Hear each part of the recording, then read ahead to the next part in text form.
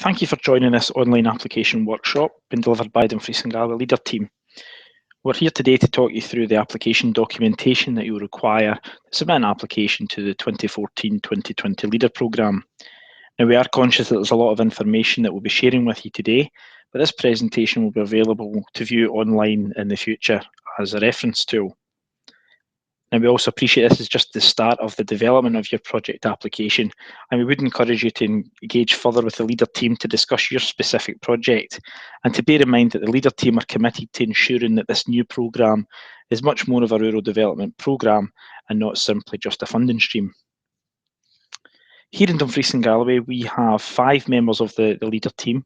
We have Nicola Hill, who is our Programme Manager, and she's supported by Gary Davidson, the Programme Support Officer, and Simone Tyree, the Finance Coordinator. Each strand of the Leader funding has a dedicated project officer whose role will be to support applicants to bring their application to the relevant local action group for consideration. So for the communities projects, we have Derek Hextall, who is our communities project officer. For applicants who are looking to progress either through small rural business support or farm diversification, we have Ellen Grant, who is our rural enterprise project officer. And we'll soon be recruiting a fisheries project officer who will support applications coming through the European Maritime and Fisheries Fund, which is hoping to be launched towards the end of 2016. Now, the whole team are based within Dumfries and Galloway Council Kirkbank offices on English Street in Dumfries, and can be contacted on the telephone number on the screen or via the generic email address. We also have a website, www.dgleader.co.uk, or the team can be followed on social media. We compile a weekly newsletter with news and information from both ourselves and key partners from across the region. So if you'd be interested in signing up for this, then please get in touch with the team.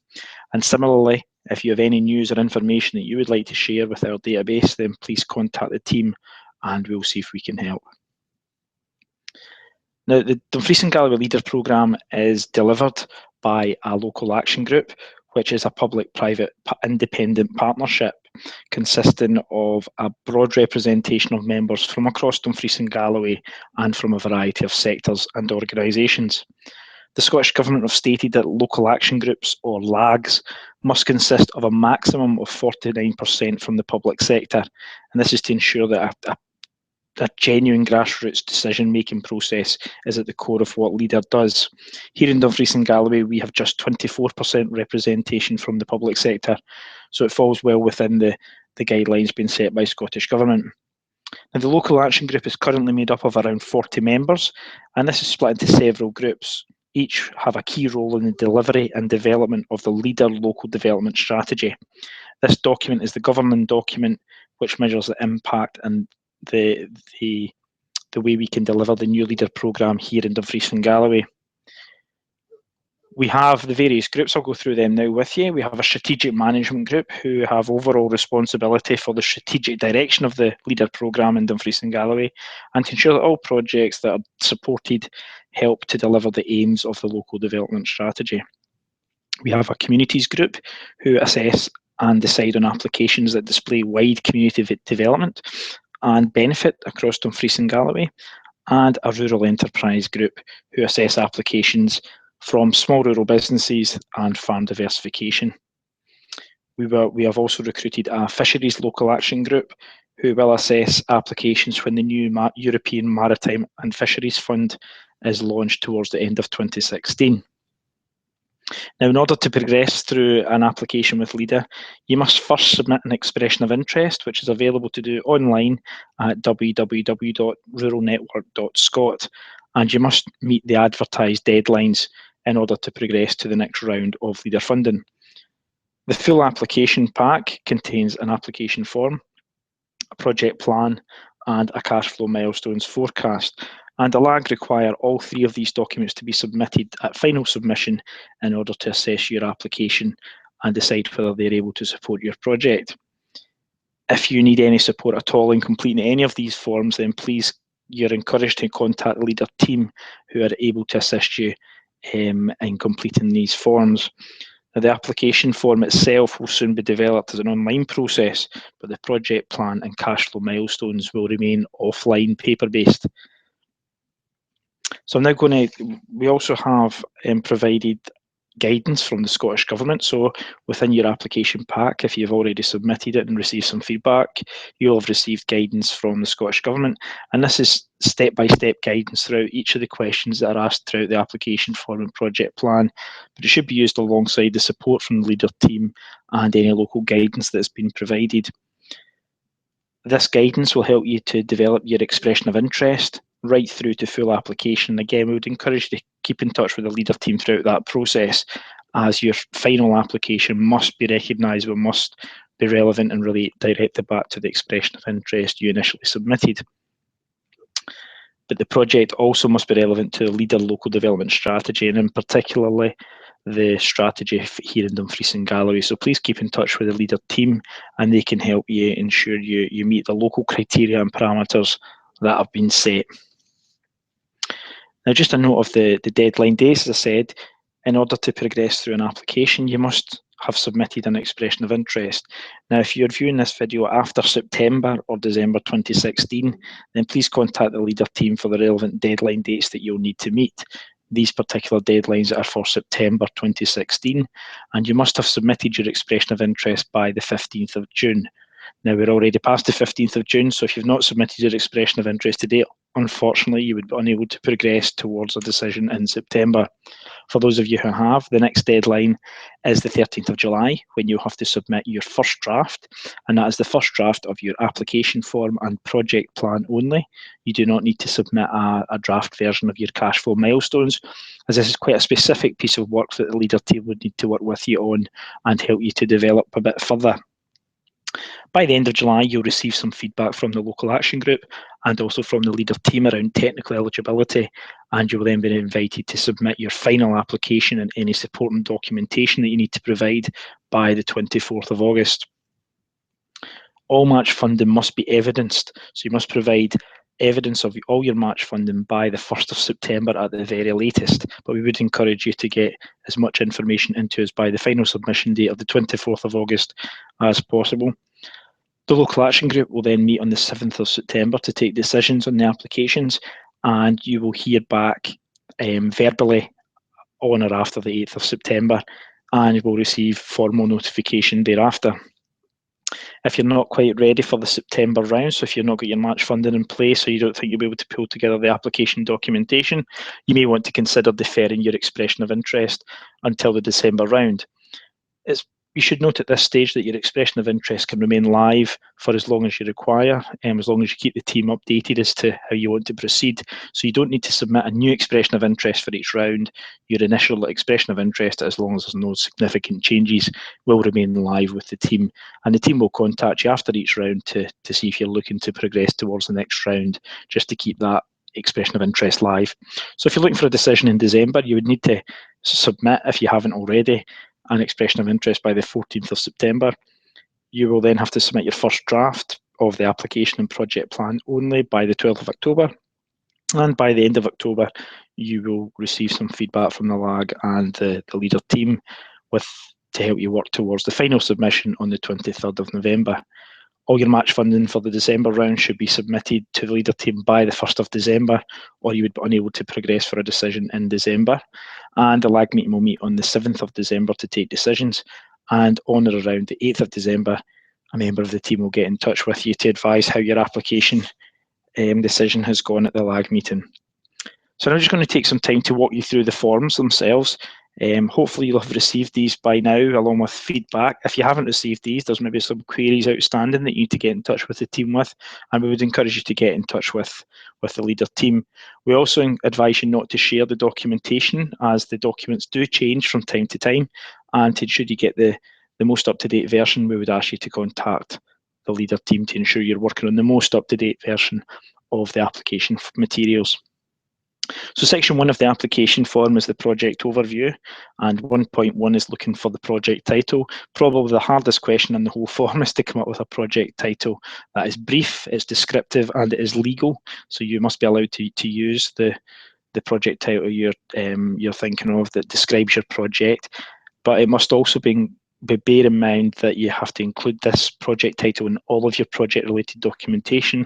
All the PR, press releases, match funding letters, etc. should include that project title. So make sure it is brief and descriptive of what you're trying to do.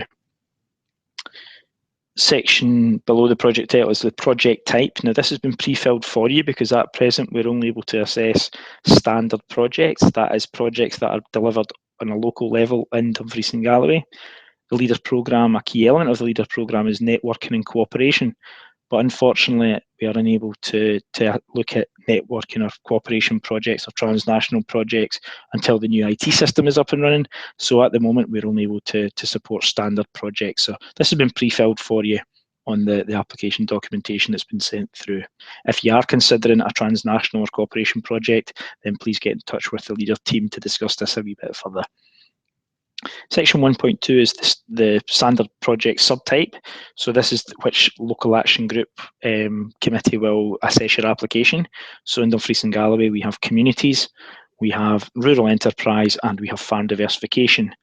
In your offer letter, or in your feedback letter, sorry, you will be assigned to which is the most appropriate group for consideration of your application, and that should just be selected in this section here.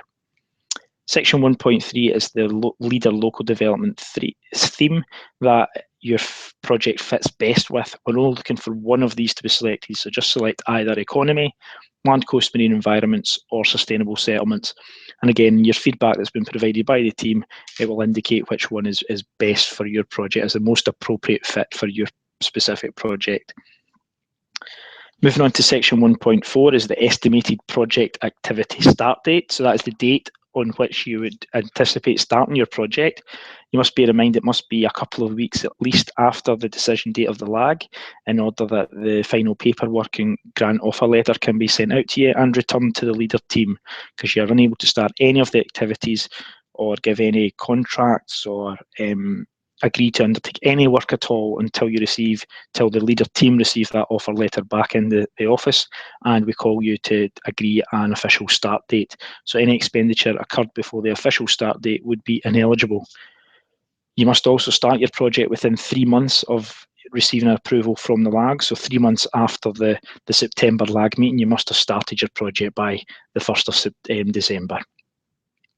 The estimated project end date, again, is dependent on when you start. So you would be looking at, if it's a 12 months project, a 2-year project, putting that down as your estimated end date from what you enter in 1.4, and bear in mind that will move depending on when you actually officially start your project.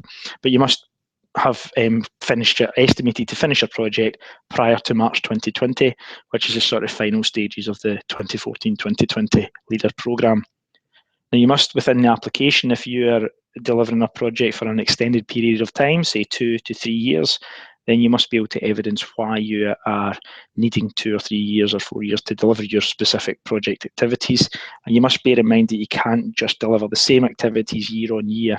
You must need the period of time you're suggesting to deliver the full aims and objectives of your project. Section 1.6 is the estimated financial end date of your project. So this must be within 3 months of the date you put in 1.5. So for example, if your project ends in March 2020, you can have up to August 2020 to finish all your financial transactions of the project.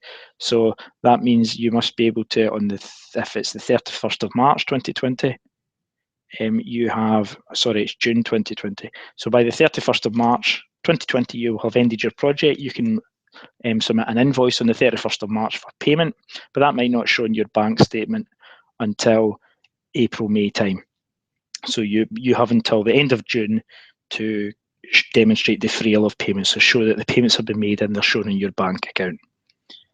Section 1.7 is the total cost of your project. So this must be accurate. It must be based on some figures or some research that you have undertaken. It doesn't have to be formal quotes or tenders at this stage, because as part of the Leader process, for certain values, which again the Leader team can liaise with you and give you advice on, you must conduct a full tender and procurement process.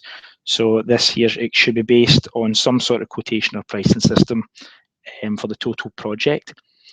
1.8 is likely to be the same figure unless there are any ineligible costs within your project, but again, you should contact the leader team to discuss this a bit further. Section 1.9 is how much you're asking leader to fund your project and what the percentage request of that funding is. And you must bear in mind that the minimum leader can support any project is 10%, so a minimum of 10% stake in the total project costs, and the maximum is 50% across all the funding streams that leader is delivering. We then move on to section 2, which is the contact details. So section 2.1 is the senior applicant, and the senior applicant is the main contact person for the project, and it'll be someone within the applicant organisation who's able to discuss the activities and progress of the project in detail with a member of the leader team. They must be able to communicate electronically, as most of our communication is done by electronic means via email, and they will be the person who signs the application form at the end. And they should also be the responsible person for the ARPID BRN, which is the Rural Payments and Inspections Division business reference number. Now, the business reference number is something that every applicant to leader will have to apply for. It's a simple free online process that you apply for through ruralpayments.org. And there's full details of this in the feedback that was provided to you along with your application pack from the team. Section 2.2 is around your additional applicant. A secondary contact is required for all applications, and this is someone who can act on behalf of the senior applicant should they be on holiday or ill at the time the information is required. So the secondary contact should have access to information on the activities and progress of the project in detail. It's someone that the leader team is authorised to speak to around the project's progress. If an agent is acting on your behalf as an organisation and you have an agent who is helping you through the process, then they cannot be the main contact, and they will also need to complete a PF05 business mandate form, which is available at ruralpayments.org.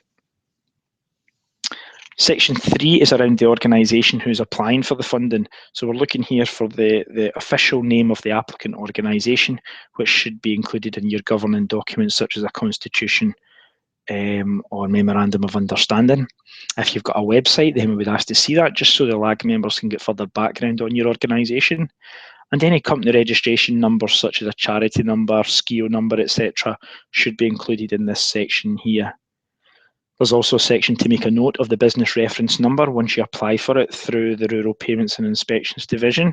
So all applicants must do this, and it's used by the Scottish Government to track investment in rural areas. And it's a simple free online process via ruralpayments.org. But you must ensure when you are completing the application form online that you select that you will be applying for funding, and this allows you to enter your bank details, which need to be verified. And you will note in the application pack there is an attachment that you need to send back to the team that allows us to send it on to the ARPID colleagues to verify your bank details and organisation details against the BRN. Again, if you need any clarity on this information, then please contact the leader team. I would be happy to support you through this. We need information when the organisation itself was formed and brief details of what the main activities of your organisation are. We don't have a lot of space in this section, so we're just looking for a snapshot of the main activities of your organisation. We also need to know if your organisation is trading, i.e. is it economically active? Now this question does not relate to profit, so we're not asking if you make a profit, we're asking if you have any sales at all. So if you're making any sales at all, then you need to select yes at this section here. And this is as an organisation, not as a project. We also ask if you are VAT registered. So if your organisation is VAT registered, you select yes. If not, you select no. If it's yes, you need to give us a note of your VAT registration number, and you must ensure that all of your costs within the application form and project plan are recorded ex-VAT if you are registered for VAT. In the notes section, everyone should make a statement in here either to let us know that VAT has been included or not included in your costs. If there's any partial exemptions or anything that you need to tell us about, then these should be made in this section here.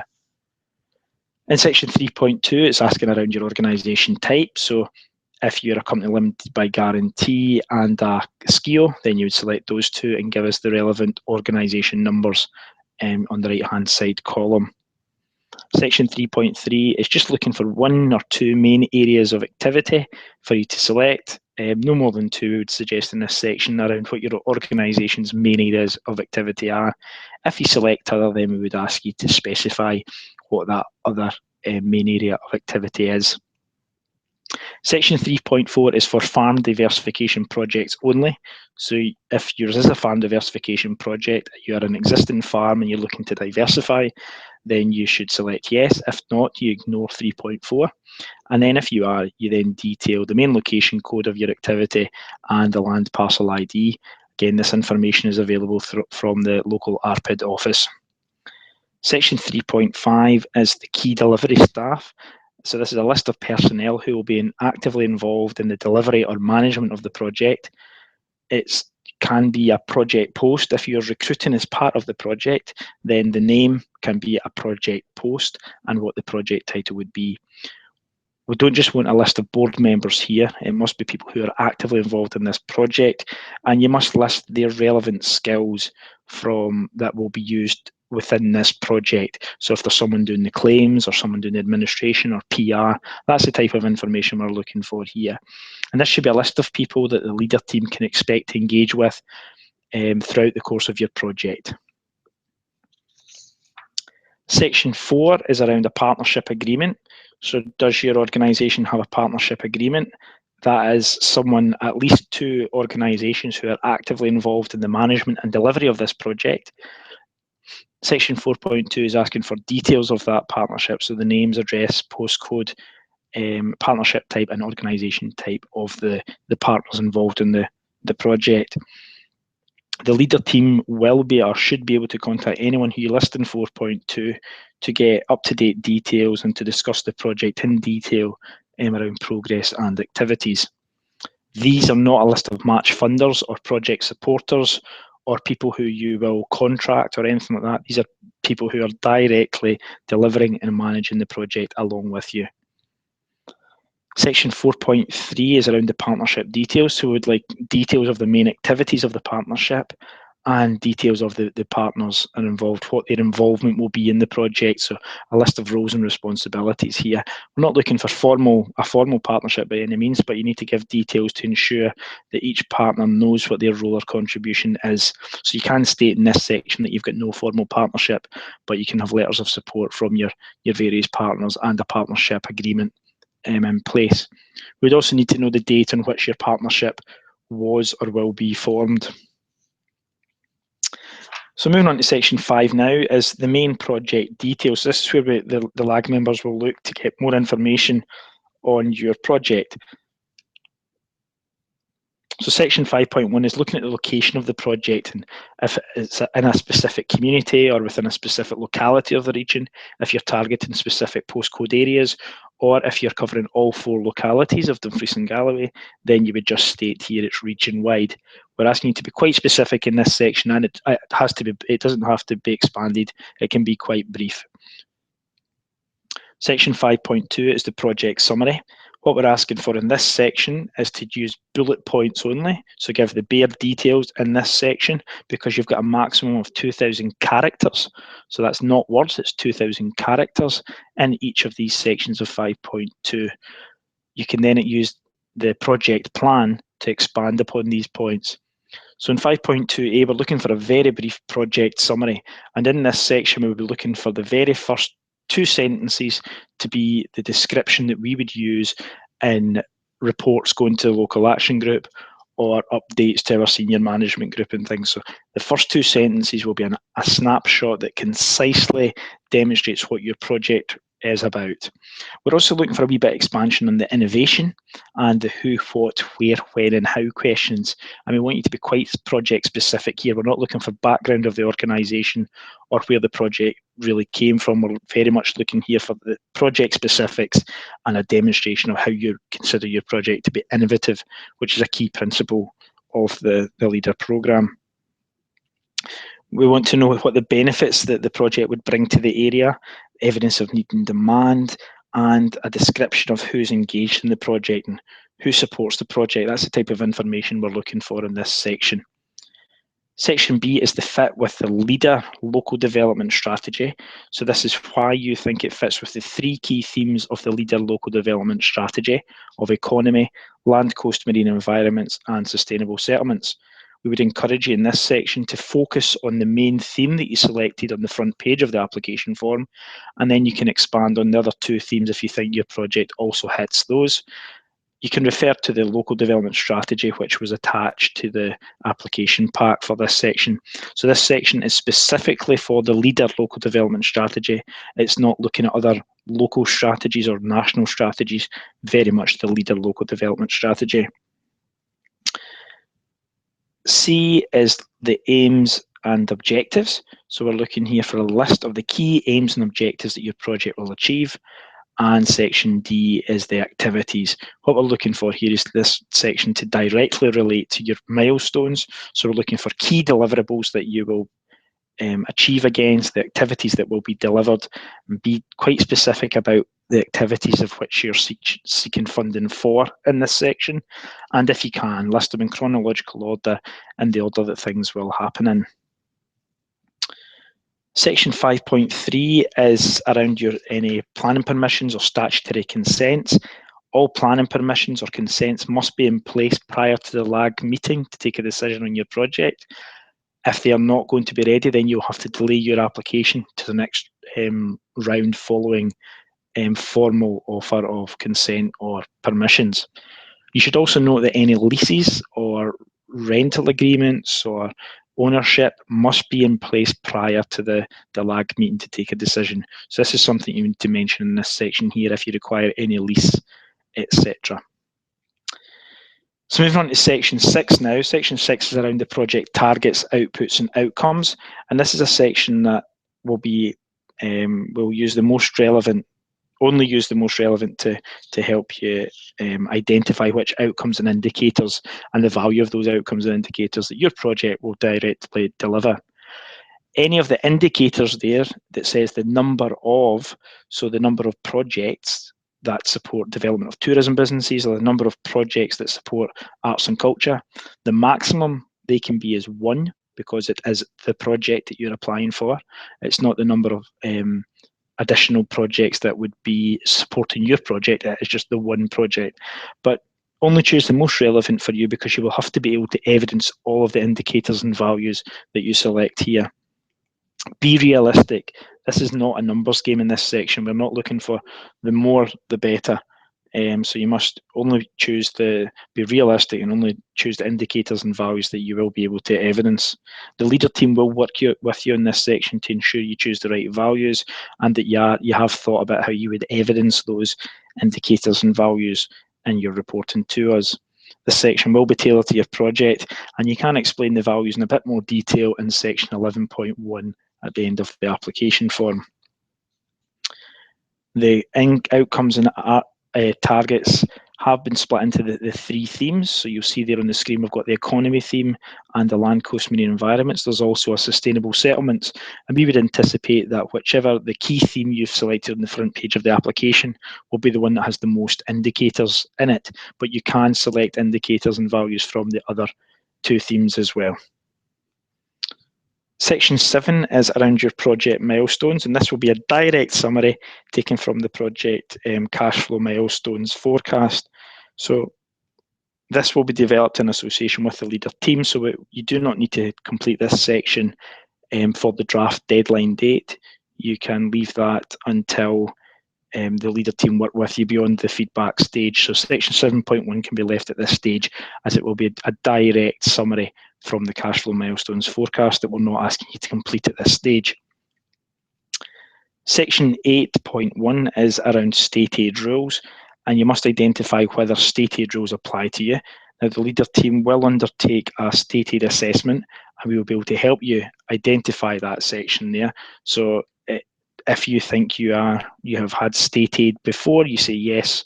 If you think state aid rules don't apply to you, then you would say no. So it's basically asking there if your organisation is engaged in any economic activity.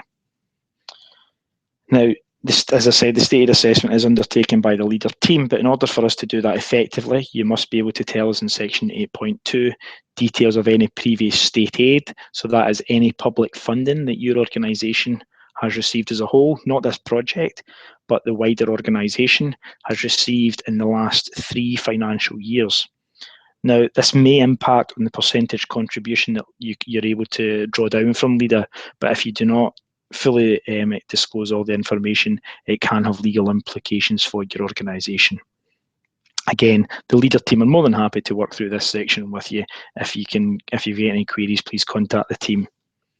Now, section 9 is the project finances, and the full budget breakdown is contained within the project plan. So this section here is just looking at details of the match funding, and you must confirm all of your match funding by the lag meeting date, and they must all be cash contributions. We're unable to accept any in-kind or voluntary contributions. Everything must be cash contributions and must be confirmed upfront in advance of the lag meeting where your application will be decided. It must be a contribution towards the whole project, so you're not able to include any match funding that is funding 100% of a specific element, such as interpretation boards or the marketing. So if someone, or the staff, if someone is paying 100% towards the staff, then you need to remove that element from the whole project. You can't use that as match funding. You must provide a copy of any offer letters that you receive, and if you're only using a percentage towards the LEADER project, then you must get a letter confirming the exact amount is okay to use.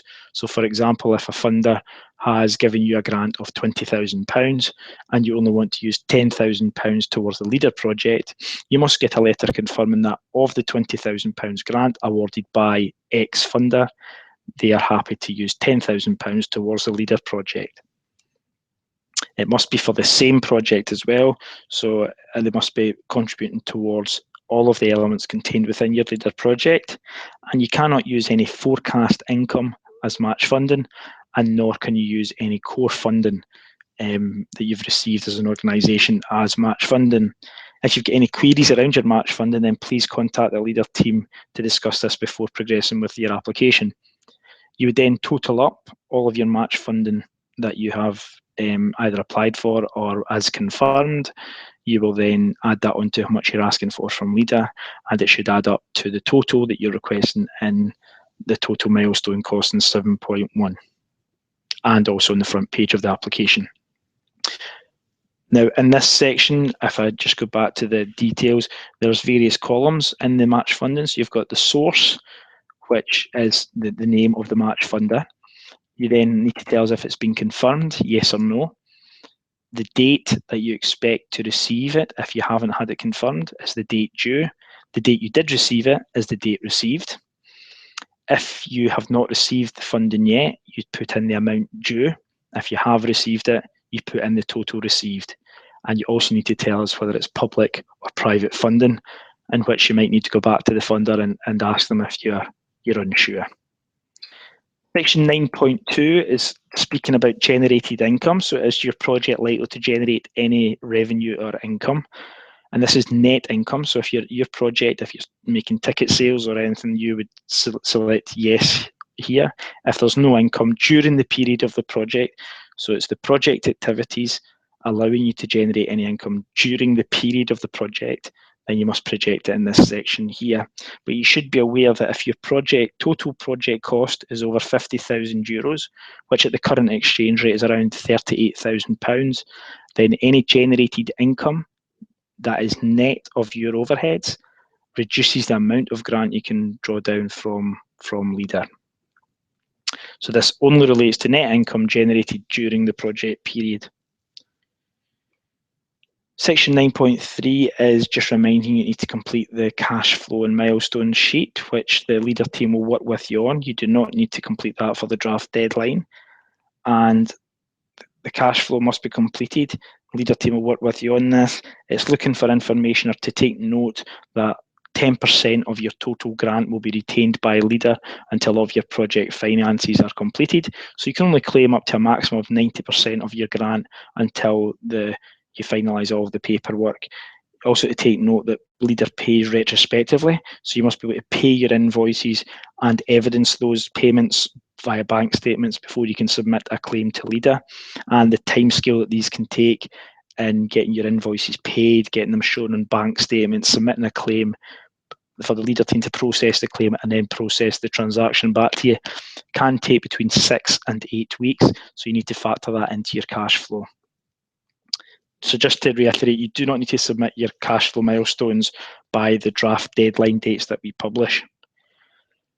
I'm not going into too much detail around the cash flow and milestones. The Leader team will work with you on an individual basis around the cash flow and milestones forecast, although you have been included in this document in your application packs. But the cash flow milestone will help you plan and manage the project funding and finances, and it will help you to identify whether you have or whether you will have sufficient cash funds in hand to get your project started, and if not, how much you'll need to raise before you can actually start the project. It'll also identify any points during the project that you may have insufficient cash to pay bills and where you might need to dip into your reserves to cover the cost until you claim the money back through Leader, and how much extra cash you'll need to raise or commit in order to ensure the project runs smoothly. It may also identify any months that you're not able to make your larger purchases, or if you're able to stagger the payments for certain elements, it will hopefully identify those sections as well. But the Leader team will support you through this process, and because it is project specific, we will get you to arrange a one-to-one with a member of the Leader team following draft feedback stage.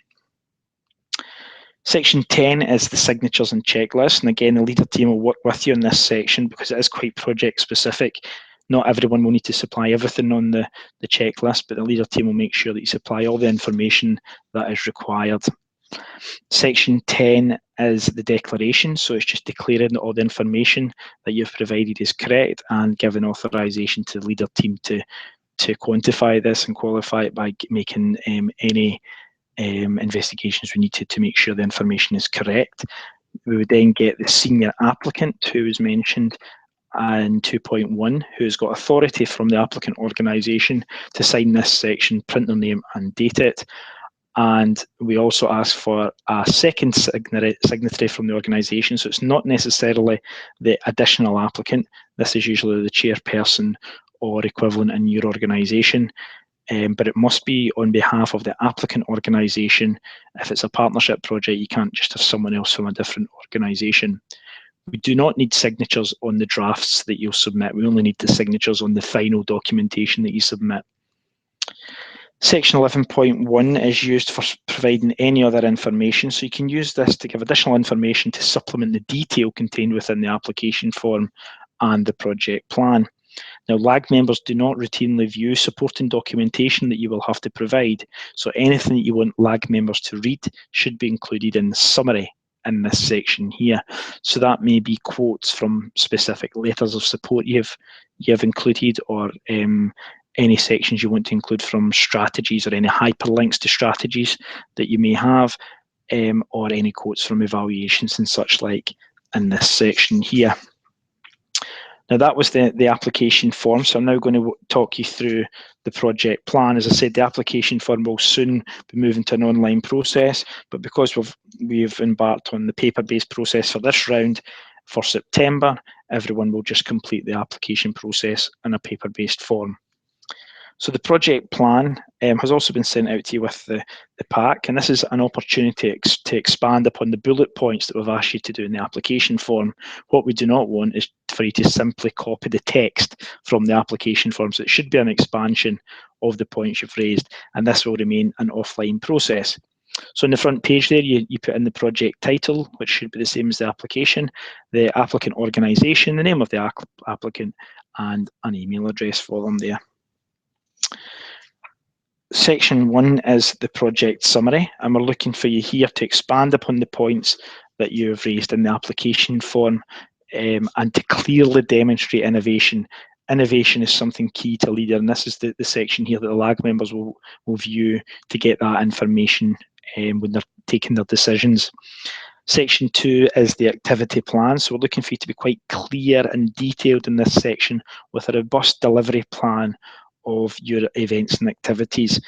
We're looking for the timescales to link directly back to your milestones that you will produce, and we're looking for you to expand a wee bit on the information you provided in your milestones. So we're asking you to have a go at this section, and this will help us to inform what milestones we develop. So be quite specific and detailed on the deliverables of your project in this section. Section 3 is around the competence of your organisation to deliver this project. So we're looking in this section for evidence that your organisation is best placed to deliver these outcomes and activities specifically, and not another organisation. So why you consider your organisation to be best placed is key in this section. We'd also look for information on the role of any partners that you may have. They may be involved in supporting the delivery or doing specific aspects. We are not looking for information here of any contractors that you're looking to get in, because that would have to go out to tender. But you can mention what specific contractors would do for you, because there maybe isn't the competence within your organisation to deliver a specific element. And this is where it comes into giving details of the resources and the skills audit and the capacity within your organisation and what may be required to deliver the project, so that this gives justification for a consultant or a contractor or any project staff that you're looking to recruit as part of the project. Section 4 is looking for evidence on need and demand. So we're looking for you to provide evidence of how your project will address a local need or local demand. So you may want to make reference to any community consultation or evaluation in this section.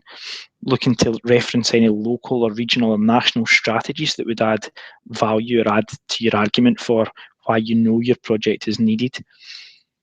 We'd also look for, if you've got a SWOT analysis, you can make reference to it here and attach a SWOT analysis, any market research, any feasibility evaluations you've done. But we also need you in this section to clearly demonstrate that you need leader funding to proceed, because that's another key consideration of additionality, that if you can't demonstrate you need the leader funding, then it is unlikely to be supported. Section 5 is around engagement and support, and we're looking in this section to get information on the buy-in, local buy-in from the community and from any key stakeholders, looking for you to demonstrate any partnership working that you may be looking to do. We're also looking for you to reflect and consider any displacement or potential duplication that you have identified, bearing in mind the LAG members have a cross-region outlook, and they're involved in a variety of events and activities. So they'd much rather you were upfront and taking note of how you may displace or duplicate some of the activities going on. Section 6 is looking at the return on the investment. So we're looking at how the project will add value to the wider community once it's delivered or during its delivery. We're looking for value for money. So do the costs versus outcomes demonstrate value for money? And will it act as leverage? Will this allow for additional economic or community development during or beyond the life scale of the project? Section 7 specifically looks at added value of the leader investment and additionality. So we're looking at what the role of any leader investment would play in the delivery and implementation of your project. So again, we're looking for the clear evidence that there is a need for leader funding in this section. We ask you to identify only the most appropriate indicators here with an explanation of why you think that form of additionality is produced by the grant award that you would get through LEADER. So it may be things might happen sooner, things may be able to be bigger or better quality, you may allow you to draw an additional investment, or it may allow you to utilise your own resources out with the project to deliver other projects.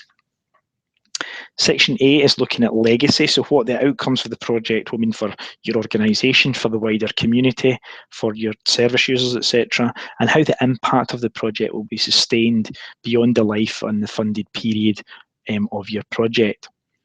And Section 9 is looking at your exit strategy, which is a key element that the LAG members will be looking for you to demonstrate that you're reducing grant dependency, that this project isn't going to increase grant dependency for your organisation. So how are you going to be able to sustain and continue the legacy that you've suggested in Section 8?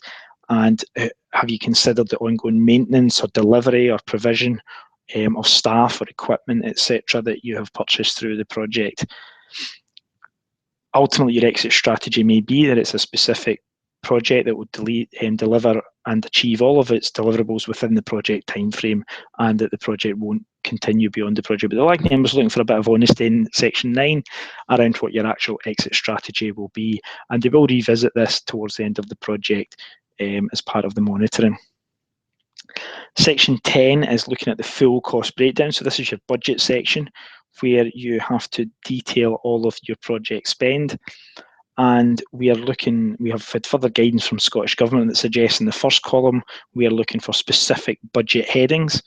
So they have suggested 5 key budget headings that everyone must sort of use. So if you've got any salary, any office costs, materials, professional fees should be detailed in those 4. Anything else, such as PR and marketing, travel costs, etc., hire of equipment, should go into project-related costs. You then have to detail clearly identifiable items of spend in the second column, which is items. So for example, salary, you would have, if there was 2 posts, maybe a full-time post and a part-time post, you would have the title, so project officer, their salary, their NI contribution and pension, etc. So you would detail the elements that are included in that budget. You don't have to give a breakdown of costs, you just have to give a total cost per head in the third column there. Project-related costs, you maybe need to be a wee bit more specific in terms of the elements that make up that budget heading. Again, keep in touch with the leader team around this section to ensure that there are no ineligible costs within your eligible breakdown. Ineligible items must be listed separately, but we'd like you to discuss that with the leader team because it may be better just to remove them from your project if possible. And then you would just total up what your total expenditure is, and this should be the same figure used in 1.5 of the application form and 7.1. Section 11 is around managing risk, so we're looking for details here, again looking for honesty, for you to anticipate the risks. LAG members want you to know you've given due consideration of the risks that could be imposed with this project that could impact or potentially prevent the project from achieving its outcomes. So it may be claims might take longer than anticipated to progress. What would the impact of that be? There may be bad weather during outside works that you need to do, maybe a lack of community engagement or a clash with other similar activities in your community that you didn't foresee. Costs may increase due to the timescales or the changes in your activity plan, or staff may leave. So looking in this section for you to identify the risks, and then in the box below how you would what reasonable steps you would take to minimise the impact of those risks. So what is your plan B ultimately in this section? I just want to run over the final submission deadlines that you need to stick to in order to progress through the LEADER application process. So if you're looking at coming to a September LAG meeting for a decision, then you must submit your draft application form and project plan only by the 13th of July, with the final submission of all your documentation by the 24th of August, and the LAG will meet on the 7th of September to take a decision on your application. If you want to defer until a December LAG, you would be looking to submit your draft by the 12th of October and your final submission by the 23rd of November, with the LAG meeting on the 7th of December. Or if you'd like to wait until our next round in the first one of 2017, would be a March 2017 LAG meeting. So you'd need to get your draft application in by the 4th of January and final submission by the 15th of February, where the LAG will meet on the 1st of March 2017. Now, in order to meet those deadlines, you must submit a fully completed and compliant application form, both an electronic copy by email and a signed hard copy posted to the office here. You must include all supporting documentation in hard copy, so all your policies, etc. You must include all of those as hard copy, and you must provide all evidence of match funding by the 1st of the month on which the LAG meeting is due, so the 1st of September, December or March. And you must have met all of the deadlines, so you must have submitted your expression of interest in time and met all of the draft and final submission deadlines in order for your application to be presented to the LAG. Once you've hit the final submission, you cannot amend any of the documentation. And just to bear in mind, it is paper-based for this round. However, going forward, it will move on to an electronic format. But to bear in mind that the leader team will be there to support you through it. Now, I am sure you have got many questions to ask in the development of your project following this presentation. And just to bear in mind that the leader team are on hand to support you through this process. You will appreciate the leader team can't support everything, so not all projects will fit within the local development strategy. And in such cases, the leader team will try to signpost you to a more appropriate either source of funding, source of support, or guidance. It's important that you do achieve what you set out to do and you don't try and morph your project to fit the funds that we have available.